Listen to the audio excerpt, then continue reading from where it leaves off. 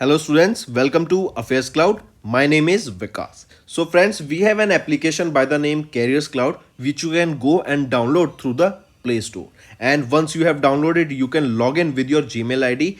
And why I am suggesting you this application, because this is the one-stop solution for all the current affairs. This is the best of the best application and the platform where you can enhance your learning through help.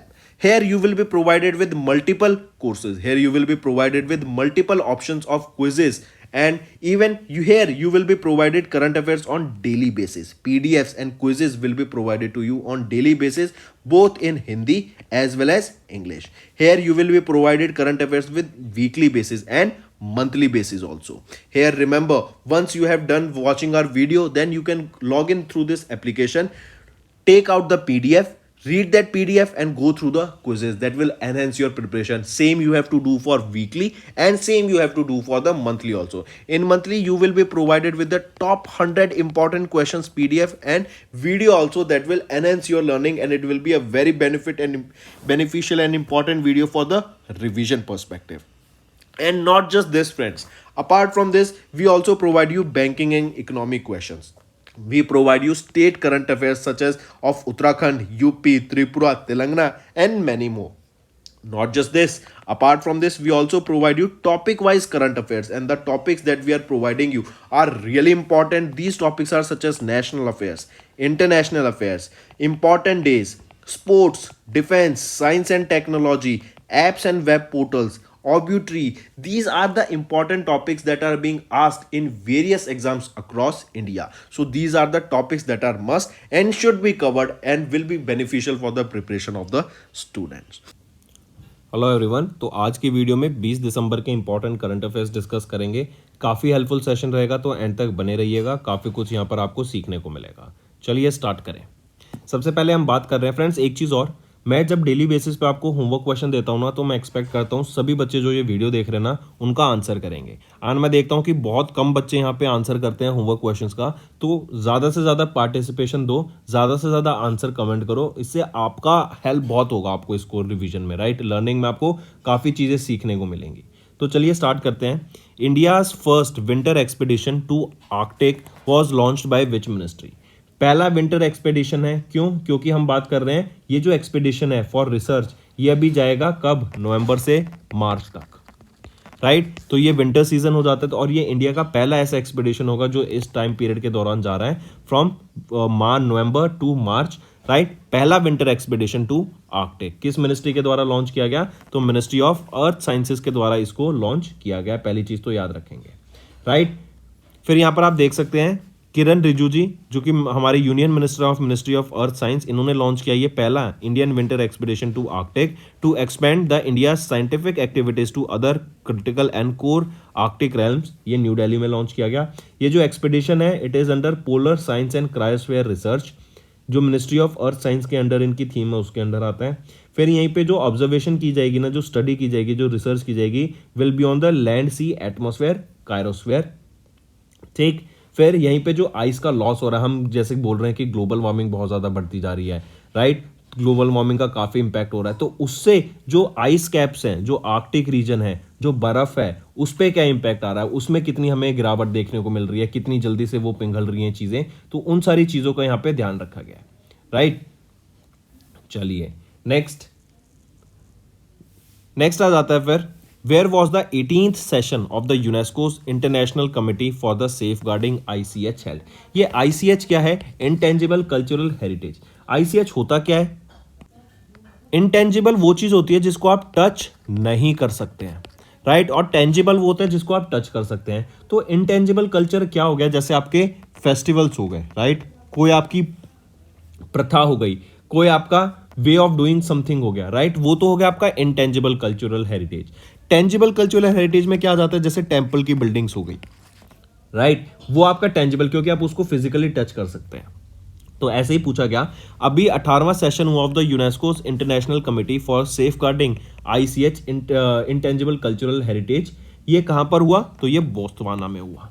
Important है, 5 से लेके 8 दिसंबर के बीच में हुआ। ये कहां पर हुआ? बोत्सवाना में हुआ। और इस सेशन के दौरान 55 नई कल्चरल प्रैक्टिसेस को इंडिया में और ग्लोबली 55 नई कल्चरल प्रैक्टिसेस को इंक्लूड किया गया इस लिस्ट में, इंटेंजिबल कल्चरल हेरिटेज लिस्ट में, और इंडिया के गरबा डांस को भी यहाँ पर ऐड किया गया in this intangible cultural heritage list.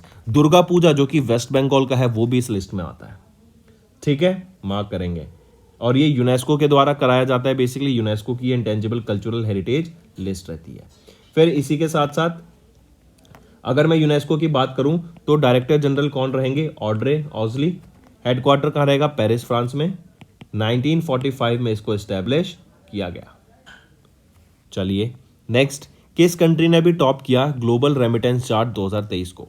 देखो जो ये रेमिटेंस होती है ना, रेमिटेंस होता है पैसे का फ्लो, और ये पैसे का फ्लो आपका दो तरीके से होता है। पहला एक होता है इनवर्ड रेमिटेंस, एक होता है आउटवर्ड रेमिटेंस। इसको एक एग्जांपल से समझते हैं। से फॉर एग्जांपल एक व्यक्ति, एक स्टूडेंट है, इंडिया से ये स्टूडेंट है, राइट, ए, एंड ये एक्स कंट्री में चला जाता है, वहाँ पे डॉलर्स है, ठीक, ये पढ़ने जाता है, तो यहाँ पे जब ये जाएगा तो खर्चा होगा, राइट, इसको अपनी फीस भी देनी है, अपने रहने का खर्चा है, तो ये क्या करेगा, ये रुपीस को कन्वर्ट करा लेगा डॉलर में, तो वो क्या हो गया, वो आपका हो जाता है आउटवर्ड रेमिटेंस। जब रुपीस से आप डॉलर में उसको कन्वर्ट करा रहे हैं, क्योंकि फिर इंडिया का पैसा बाहर जा रहा है, तो वो तो हो गया आउटवर्ड रेमिटेंस। फिर जब वो वर्क करने लग जाएगा, जॉब लग जाएगा, तो वो वापस से इंडिया पैसा भेजना शुरू कर देगा, उसको बोलते हैं इनवर्ड रेमिटेंस, राइट, कि वहां पे उसने जॉब करने लग गया, डॉलर्स कमा रहा है, अब डॉलर्स को वो इंडिया में भेज रहा है, तो वो हो गया इनवर्ड रेमिटेंस। तो इस इनवर्ड रेमिटेंस की कैटेगरी में ही इंडिया ने अभी यहां पर टॉप किया है, याद रखेंगे। $125 बिलियन का रेमिटेंस यहां पर हमें देखने को मिला, और ये रेमिटेंस सबसे हाईएस्ट था, राइट। और इवन लास्ट ईयर हमने डिस्कस किया था, इंडिया वो कंट्री बन गई थी, पहली कंट्री जिन्होंने $100 बिलियन रेमिटेंस को क्रॉस किया था, एंड इस साल $125 बिलियन का रेमिटेंस हमें यहां पर देखने को मिलता है। पहले पोजीशन पे इंडिया, दूसरे पे मैक्सिको, तीसरे पे चाइना, चौथे पे फिलीपींस, पांचवें पे इजिप्ट आता है, ठीक है। चलिए next, which disease has been recently recognised as the neglected tropical disease? ये नेग्लेक्टेड ट्रॉपिकल डिजीज WHO के द्वारा ये रिकॉग्नाइज की जाती हैं, और अभी रिसेंटली नोमा नाम की एक डिजीज को, ये एक नेग्लेक्टेड ट्रॉपिकल डिजीज है, इसको रिकॉग्नाइज किया गया, राइट। और ये नेग्लेक्टेड ट्रॉपिकल डिजीज की लिस्ट WHO के द्वारा प्रिपेयर की जाती है। इस लिस्ट में अब 21 डिजीज आती हैं, याद रखेंगे। ये जो इनिशिएटिव था इसको डिक्लेयर करने का as the tropical disease, neglected tropical disease, ये इनिशिएटिव लिया था गवर्नमेंट ऑफ नाइजीरिया के द्वारा। इन्होंने अपने ऑफिशियल्स के साथ मिलकर जनवरी 2023 में यहाँ पे एक प्रॉपर रिक्वेस्ट सबमिट की थी इन WHO, ताकि इस डिजीज को एक डिक्लेयर किया जा सके नेग्लेक्टेड ट्रॉपिकल डिजीज। फिर इसी के साथ याद रखेंगे ये एक डेड टिश्यू डिजीज है, ये आपके माउथ और फेस पे जनरली आती है, एंड जो मालन्यूरिश्ड यंग इंडिविजुअल्स होते हैं, जो से 6 साल के बच्चे, उन पे यहाँ पे ये इफेक्ट होता देखने को मिलता है। एंड जनरली बोले तो जो पॉवर्टी रिस्ट्रिक्ट एरियाज होते हैं, जहाँ पर पॉवर्टी ज्यादा देखने को मिलेगी, उन एरियाज में हमें ये डिजीज का इफेक्ट देखने को मिलता है। नोमा नाम की डिजीज है, राइट, और इसको WHO ने अभी ऑफिशियली डिक्लेयर किया, रिकॉग्नाइज किया as the neglected tropical disease.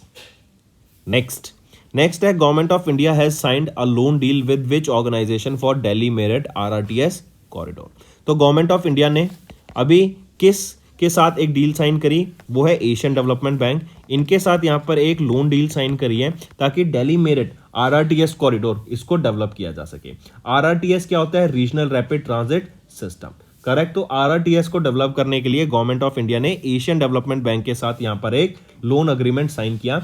ये जो लोन अग्रीमेंट था, ये हम बोले तो $250 मिलियन का लोन रहेगा, या फिर ये इक्विवेलेंट है आपका 37 बिलियन जापानीज येन के, ठीक है। इससे क्या होगा? RRTS कॉरिडोर डेवलप होगा तो वीमेन एम्प्लॉयमेंट भी बढ़ेगी। क्यों? क्योंकि वीमेन फिर ट्रैवल कर सकेंगी इजीली, क्योंकि रोड की कनेक्टिविटी बढ़ेगी तो जॉब अपॉर्चुनिटीज आएंगी, ट्रेड बढ़ेगा तो जॉब अपॉर्चुनिटीज आएंगी, राइट। तो इवन नॉट जस्ट दिस, जो लैंड एरिया होगा RRTS के आसपास का, उसमें भी काफी ज्यादा डेवलपमेंट देखने को मिलेगी। जहां जहां पर ये स्टेशंस डेवलप होंगे, वहां पर काफी ज्यादा डेवलपमेंट देखने को मिलेगी, प्रॉपर्टी के प्राइसेस बढ़ेंगे, एंड वहां का जो एरिया है उसमें भी हमें काफी सारे इंफ्रास्ट्रक्चर डेवलपमेंट भी देखने को मिलेगा।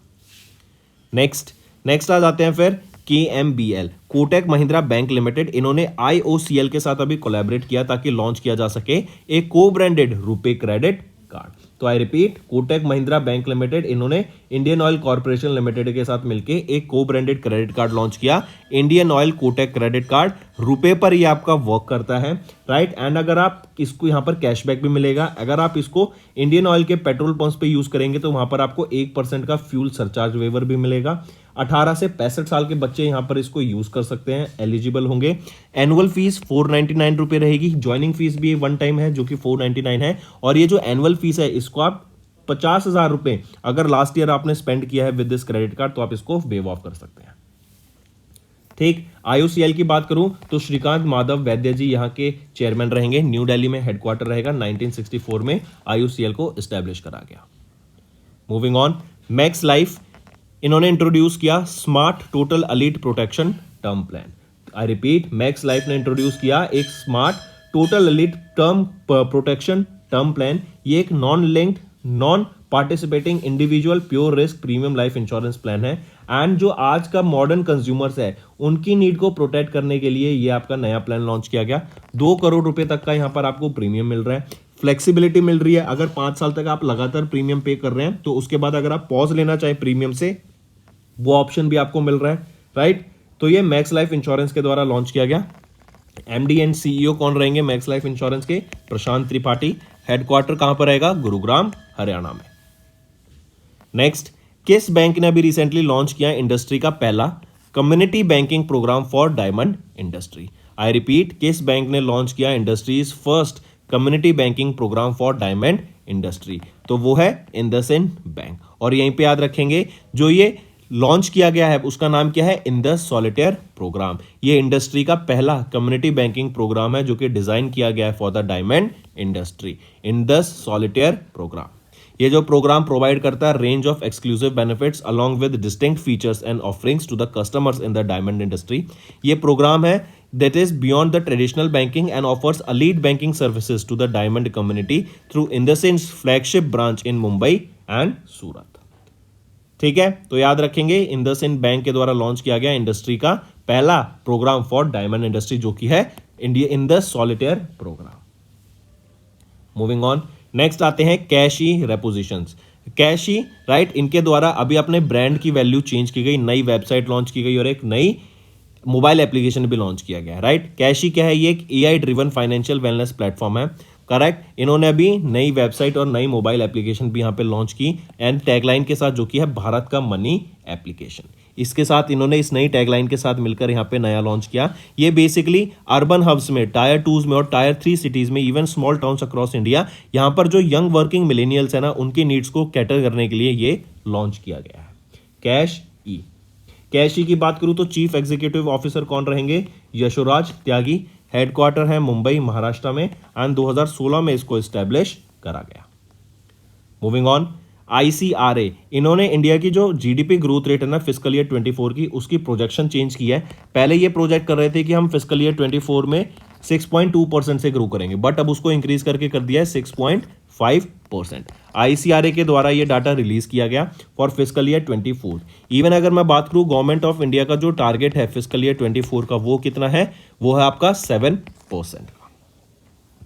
चलिए नेक्स्ट आते हैं अवार्ड्स एंड रिकॉग्निशन पर। तो अभी यंगेस्ट टॉप इंडिया, अभी ह्यूरन इंडिया टॉप 100 अंडर 30 की लिस्ट रिलीज की गई और ये यंग सीरियल ऑर्डर में रिलीज की गई विद द एज। तो यहाँ पे जो यंगेस्ट आपके एंटरप्रेन्योर निकल के आते हैं वो हैं जेप्टो के को फाउंडर्स। आप इनको पिक्चर में देख सकते हैं। ये हैं आपके काइवल्या वोरा 21 साल के एंड आदित्य पलीचा 22 साल के। ये दोनों को फाउंडर्स हैं जेप्टो के। जेप्टो एक ग्रोसरी डिलीवरी प्लेटफॉर्म है एंड ये यंगेस्ट एंटरप्रेन्योर्स बने on this list. वेरेज Devanshi Kejriwal 27 साल की हैं, ये को फाउंडर हैं एंड चीफ प्रोडक्ट ऑफिसर हैं of skill matrix, is the youngest women entrepreneur on the list. ठीक, तो यहाँ पे जो आपकी इस लिस्ट में जो मैक्सिमम इंडिविजुअल्स आए हैं वो कहाँ से आए हैं आप हम देखेंगे सॉफ्टवेयर इंडस्ट्री से। सास जो कि software as a service provide करते हैं, राइट, ये प्राइमरी कंट्रीब्यूटर रहा। फिर एडटेक, फिनटेक, यहाँ से हमें लोग देखने को मिले। अगर ह्यूरन इंडिया की बात करूं जिनके द्वारा ये टॉप 100 अंडर 30 लिस्ट को रिलीज किया गया, तो ह्यूरन इंडिया के founder MD and chief researcher कौन है? अनास रहमान जुनैद। हेडक्वार्टर मुंबई महाराष्ट्र में और इसको कब लॉन्च किया गया? 2012 में इसको लॉन्च किया गया। नेक्स्ट आ जाते हैं, इसको इंपॉर्टेंट मार्क करके चलेंगे। तो अभी doctor Poonam Khetrapal Singh, right, doctor Poonam Khetrapal Singh ये रीजनल डायरेक्टर हैं of WHO South East Asia region की, एंड इनको अभी भूटान के नेशनल ऑर्डर ऑफ मेरिट से सम्मानित किया गया। I repeat, national order of merit gold medal से इनको सम्मानित किया गया है अभी रिसेंटली। किनको? डॉक्टर पूनम खेत्रपाल सिंह को, भूटान गवर्नमेंट के द्वारा। रीजन बीइंग कि इन्होंने जो मेडिकल हेल्थ सेक्टर को वहां पर ग्रो करने में मदद करी है, उसके लिए इनको यहाँ पे सम्मानित किया गया। एंड इन्हीं की मदद से अगर आप देखेंगे तो भूटान में मीजल्स को खत्म किया गया बिफोर टाइम, रुबेला को बिफोर टाइम खत्म किया गया। मीजल्स की बात करें तो 2017 में एलिमिनेट किया गया, और रुबेला को 2023 में भूटान से एलिमिनेट करने का काम किया गया पूनम खेत्रपाल सिंह के द्वारा। राइट, मार्क करके चलेंगे। देन इनको 2014 में याद रखेंगे, ये पहली इंडियन एंड फर्स्ट वीमेन बनी जिनको रीजनल डायरेक्टर बनाया गया था WHO South east Asian region का। एंड 2019 में फिर इनको 5 साल का फिर से एक्सटेंशन मिल गया था। अभी याद रखेंगे ये एक IAS ऑफिसर थी 1975 बैच की, करेक्ट। एंड 2014 में फिर इनको ये पोजीशन मिली। कौन? डॉक्टर पूनम खेत्रपाल सिंह, जो कि रीजनल डायरेक्टर हैं of WHO। Moving on, next 2 books याद रखेंगे, against all odds and winning middle India. इनके द्वारा जॉइंटली अवार्ड किया गया, इन दोनों को जॉइंटली अवार्ड किया गया Gaja capital business book prize 2023 से। I repeat, against all odds and winning in middle India, इन दोनों बुक्स को जॉइंटली यहाँ पे अवार्ड दिया गया 5th edition of Gaja capital business book prize 2023 से। जो ये अगेंस्ट ऑल ऑड्स है, the IT story of India, ये लिखी गई है by S Kris Gopal Krishnan, N Daya Sindhu and Krishnan Narayan ji के द्वारा। एंड जो ये दूसरी बुक है विनिंग मिडल इंडिया, ये ऑथर की गई है, ये लिखी गई है TN हरि एंड बाला श्रीनिवासन के द्वारा। ठीक है, मूविंग ऑन, नेक्स्ट है इजिप्ट के द्वारा अभी री-इलेक्शन हुए, और वापस से किनको री-इलेक्ट कर लिया गया है for the 3rd time as the president, वो है LCC। आप इनको पिक्चर में देख सकते हैं, ये इनका 3rd टर्म रहेगा as the president of Egypt. Correct, mark करके चलेंगे। 2014 में ये इलेक्ट किए गए थे, फिर पहला इनको एक्सटेंशन मिला 2018 में जो इनका 2nd टर्म स्टार्ट हुआ, और फिर अब 2023 में इनका वापस से 3rd टर्म स्टार्ट हो गया है as the president of Egypt. Moving on, sports की बात करें तो खेलो इंडिया पैरा गेम्स हुए, ये पहला एडिशन था, या फिर हम बोले इनॉग्रल एडिशन था खेलो इंडिया पैरा गेम्स का, जो कि कहां पर हुआ था? न्यू दिल्ली में हुआ था। टॉप किसने किया मेडल टैली में? तो हरियाणा के द्वारा यहाँ पे टॉप किया गया in the medal tally with 105 medals, और 105 मेडल्स में से देखें तो 40 गोल्ड, 39 सिल्वर और 26 ब्रॉन्ज रहेंगे। ये पहला एडिशन था, या इनॉग्रल एडिशन कह सकते हैं, खेलो इंडिया पैरा गेम्स का, जो कि न्यू दिल्ली में हुआ। 10 से लेके 17 दिसंबर तक ये इवेंट हुआ। टॉप किसने किया? हरियाणा ने। 2nd पोजीशन पे यूपी आया। फिर यहीं पे एक मैस्कॉट याद रखेंगे, ये बहुत इंपॉर्टेंट रहेगा। इस खेलो इंडिया पैरा गेम्स के 1st एडिशन का जो मैस्कॉट था वो क्या था? उज्ज्वला क्या है? ये एक स्पैरो है, ये भी याद रखेंगे। ठीक, चलिए नेक्स्ट पे आते हैं स्टेट न्यूज। तो अभी Telangana state pollution control board, इनके द्वारा जनावनी कौशल्या निवारणी, ये एक पब्लिक ग्रीवियंस मोबाइल एप्लीकेशन है, इसको लॉन्च किया गया for various complaints related to environmental pollution control board के पास वो प्रॉब्लम्स आएंगी जो आपके एनवायरमेंट को कैटर करेंगी। कहीं पे कूड़ा है, कहीं पे पॉल्यूशन ज़्यादा है, कहीं पे आग लगा दी है, तो उससे रिलेटेड जो एक आपको कंप्लेंट रजिस्टर करनी होगी, आप इस पोर्टल पे रजिस्टर कर सकते हैं, और ये तेलंगाना के द्वारा लॉन्च किया गया है, ये मार्क करके चलेंगे। ठीक है, तो चलिए दोस्तों, ये था हमारा आज का इंपॉर्टेंट सेशन। अब आ जाते हैं क्विक वन लाइनर रिवीजन पर। इंडिया का पहला winter expedition to Arctic launch किया गया by ministry of earth science के द्वारा। 18वां session of the inter governmental committee for safeguarding of the intangible cultural heritage Botswana में। देन वर्ल्ड बैंक की माइग्रेशन एंड डेवलपमेंट ब्रीफ 39, यहाँ पे India ने टॉप किया ग्लोबल रेमिटेंस को, इनवर्ड ग्लोबल रेमिटेंस को with $125 billion in 2023। Then WHO ने officially recognise किया नोमा को as the neglected tropical disease. Government of India and Asian development bank, इन्होंने साइन किया $37 billion Japanese yen loan for Delhi Meerut RRTS corridor. KMBL and IOCL ने collaborate किया to launch co branded RuPay credit card. Max Life ने introduce किया smart total elite protection term plan को। IndusInd bank launch industry's first programme for diamond industry. Then कैशी रेपोज, इन्होंने अपना brand change कर लिया है and launches new website and a mobile application. Then ICR इन्होंने रिसीव किया fiscal year 24 GDP growth projection to 6.5%, जो कि पहले 6.2 प्रोजेक्ट की गई थी। नेक्स्ट, जेप्टो के Kaivalya Vohra and Aditya Palicha are the youngest in the Hurun India top 130 लिस्ट। Poonam Khetrapal Singh WHO regional director हैं, इनको ऑनर किया गया भूटान के नेशनल ऑर्डर ऑफ मेरिट से। Then against all odds and winning middle India, ये दोनों बुक को जॉइंटली अवार्ड किया गया Gaja capital business book prize 2023 से। देन इजिप्ट में रीइलेक्ट कर लिया गया है एलसीसी को for the third time in the 2024 presidential elections. Khelo India para games का पहला एडिशन हुआ न्यू दिल्ली में हुआ और हरियाणा ने मेडल टैली में टॉप किया, सेकंड पोजीशन पे यूपी। अगर मैं स्टेट्स की बात करूं जीडीपी वाइज कौन सी स्टेट ने टॉप किया, तो महाराष्ट्र टॉप पे रहेगी, followed by UP and then Tamil Nadu. GDP में सबसे ज्यादा अगर बात की जाए किस स्टेट की जीडीपी ज्यादा है, तो महाराष्ट्र सबसे ज्यादा कंट्रीब्यूट कर रही है इंडियन जीडीपी में, then UP, then Tamil Nadu. Then Telangana state pollution control board, इनके द्वारा जनावनी कौशल्या निर्वाणी ये एक मोबाइल एप्लीकेशन लॉन्च करी ताकि इन्वायरमेंट से रिलेटेड पॉल्यूशन अगर कहीं क्रिएट हो रहा है उससे रिलेटेड कोई कंप्लेंट रजिस्टर करनी है तो आप इस पे कर सकते हैं। तो दोस्तों ये तो थे हमारे आज के इंपॉर्टेंट करंट अफेयर्स। अब आ जाते हैं रिवीजन पार्ट पर जो कि आपकी लर्निंग में काफ़ी हेल्प करेगा। नेक्स्ट आ जाते हैं एनएसडीसी। इन्होंने कभी एमओयू साइन किया किस कंट्री के साथ, ताकि जो राइट्स हैं स्किल्ड लेबर्स के उनको प्रोटेक्ट किया जा सके। हम जानते हैं इंडिया में काफ़ी लेबर्स की डिमांड रहती है, राइट, एंड इंडिया के चीप लेबर होने की वजह से ग्लोबली हम लेबर्स को दूसरी कंट्रीज में भी भेजते हैं, specially in the gulf reason.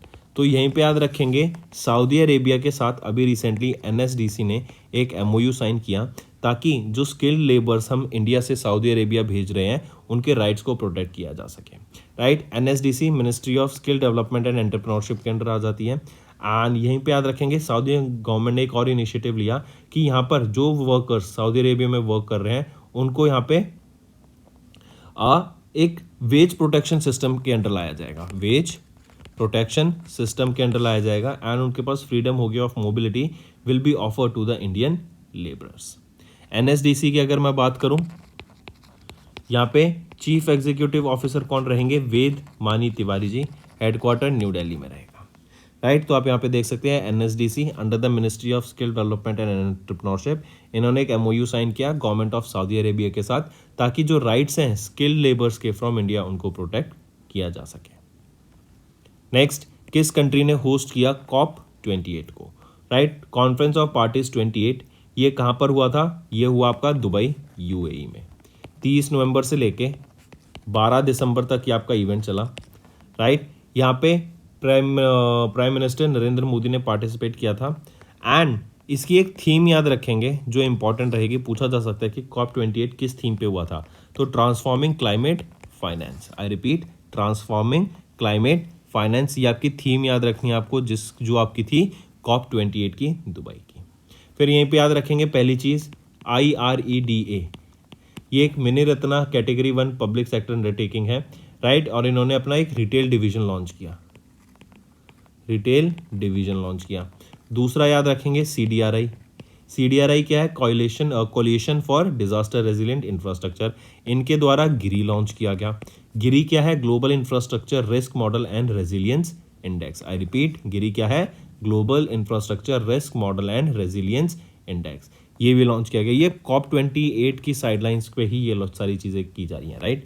और तीसरी चीज़ एशियन डेवलपमेंट बैंक, इनके द्वारा एक nature solution finance hub setup किया गया in Asia and Pacific region, और यहाँ पे $2 बिलियन की इन्वेस्टमेंट करने की यहाँ पे बात की गई, राइट। मूविंग ऑन, किस ऑर्गेनाइजेशन ने अभी हाइक कर दिया ग्रेचुइटी लिमिट को, ग्रेचुइटी। अब ये ग्रेचुइटी क्या होता है, ग्रेचुइटी देखो बेसिकली दो तरीके की होती है, एक होती है डेथ ग्रेचुइटी और एक होती है retirement gratuity.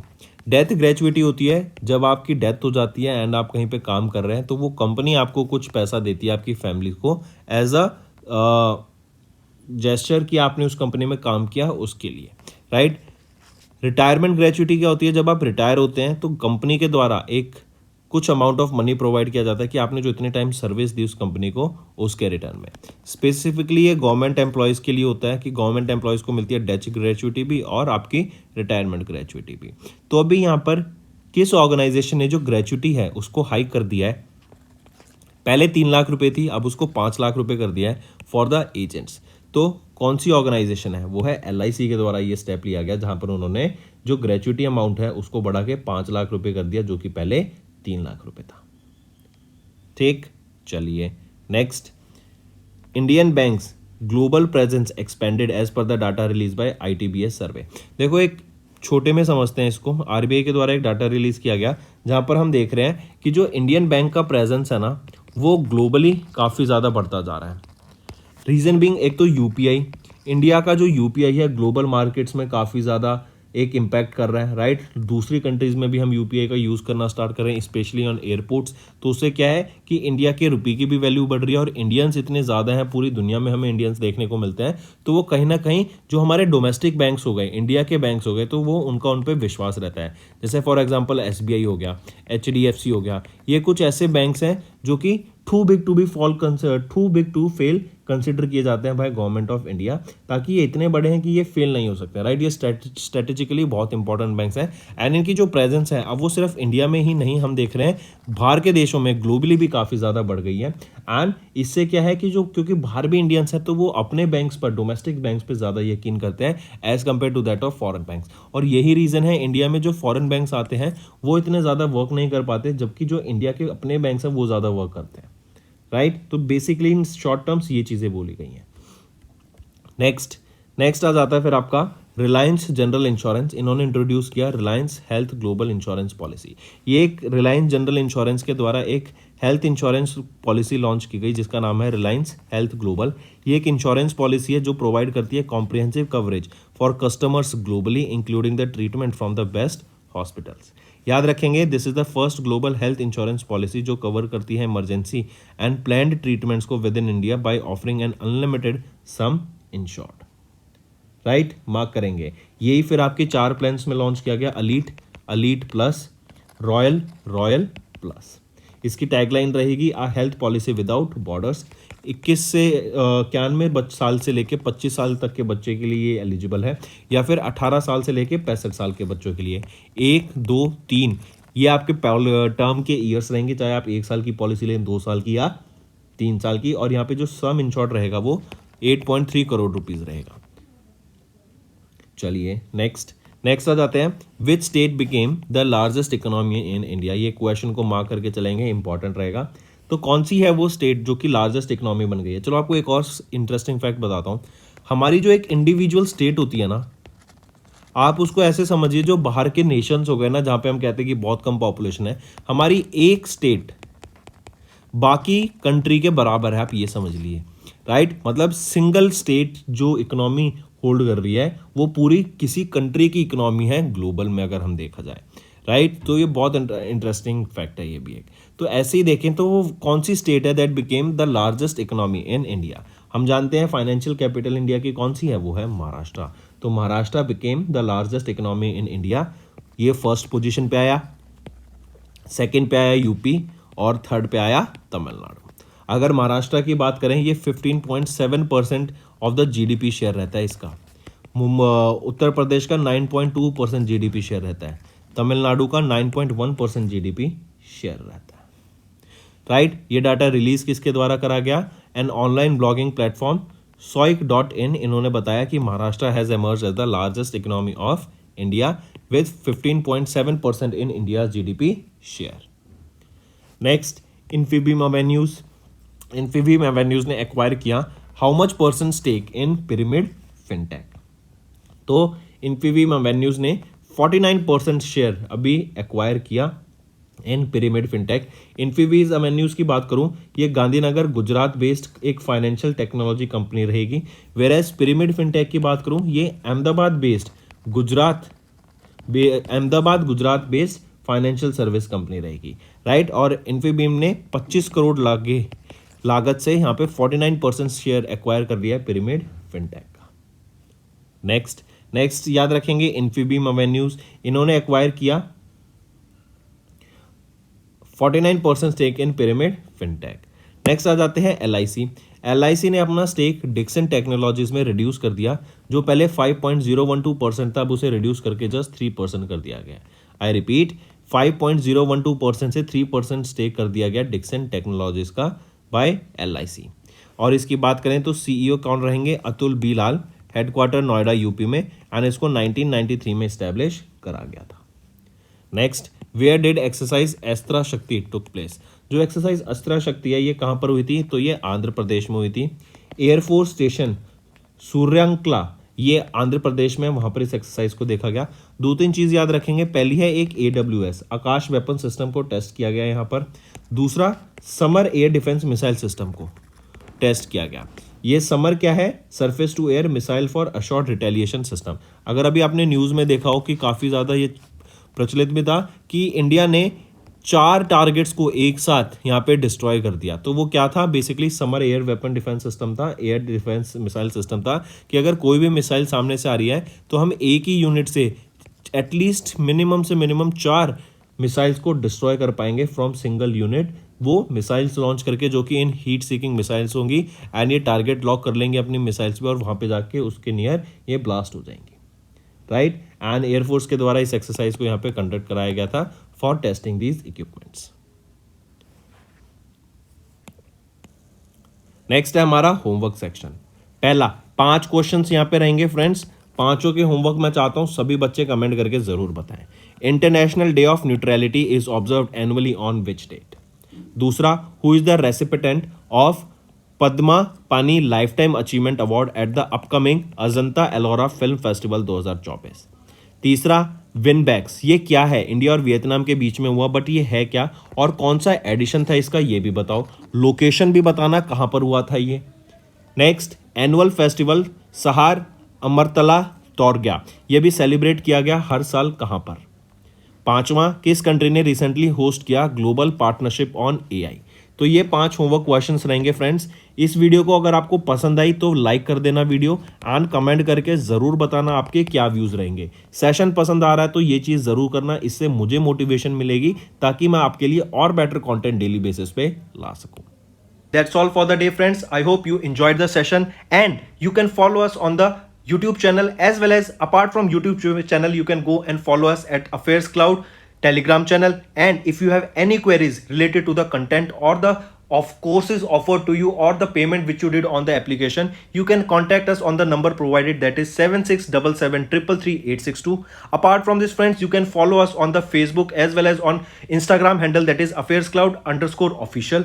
In the end friends, if you use a code that is Vikas10, you will be getting an additional extra 10% discount by using this code Vikas10. Also, if you have any problem regarding the course purchase, any problem regarding to our application, you can contact us on the mobile number, that is 9677333862. And if you want to mail us, you can also mail us on support@affairscloud.com, and I assure you that our representative from us will be contacting you soon and resolving your issue.